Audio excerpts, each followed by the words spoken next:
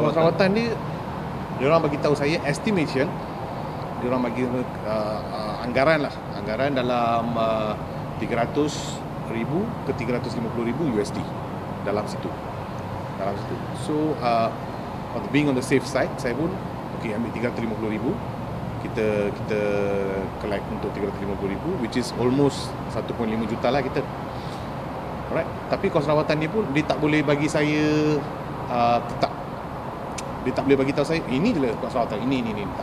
Pasal apa benda ni dia orang tak nampak, dia pun tak tahu, dia nak tengok dulu. Dia nak buka-buka tengok, okey, alright, contoh macam ni apa kita boleh buat, apa nak ganti, nak letak benda ke, nak letak mechanical valve ke, nak repair valve dia ke, jantung paru-paru dia nak repair macam mana.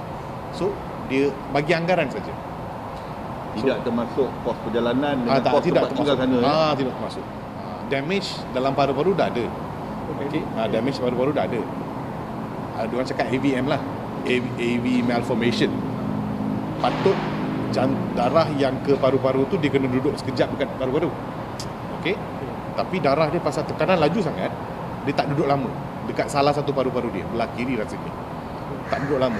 Bila darah ni dia punya tugas dia nak bersihkan, nak baik pulih, nak bagi segar semula kan.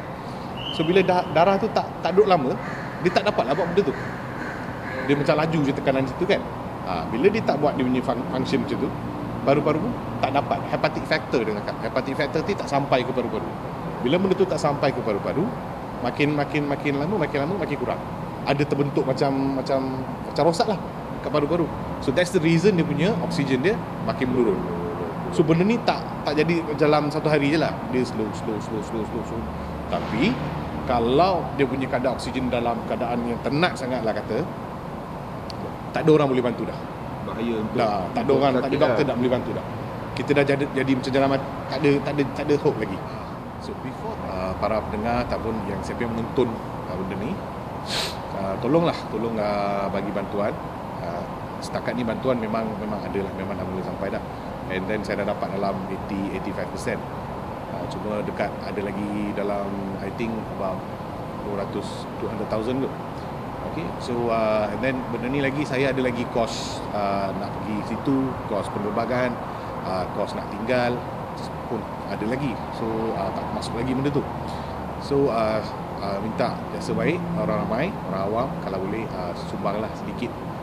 Tak payah fikir pasal jumlah yang banyak. Kita sumbang RM1 pun jadi. RM1 tu pun kalau ramai-ramai pun dah jadi besar pun sebenarnya. And then tak semestinya wang. Okey, orang awam, semua rakan-rakan kalau boleh doakan urusan saya ni.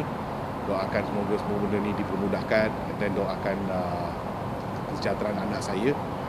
And so that doa tu penting lah bagi saya. Saya rasa kalau ada orang doakan, benda tu pun dah merupakan satu sumbangan yang besar. And itu je lah harapan saya. Just that saya tak nak kalau kita nak ganti nyawa anak ataupun nyawa siapa-siapa lah, dia tak boleh dia beli pakai dengan duit sebenarnya. So saya tak nak kalah dengan duit. Saya tak nak kalah dengan duit. Saya nak anak saya hidup. Simple. Saya tak nak menyesal kemudian pasal aku bukan orang berada, anak aku mati, anak aku meninggal. Tak nak. Saya tak nak perasaan tu. Itu je.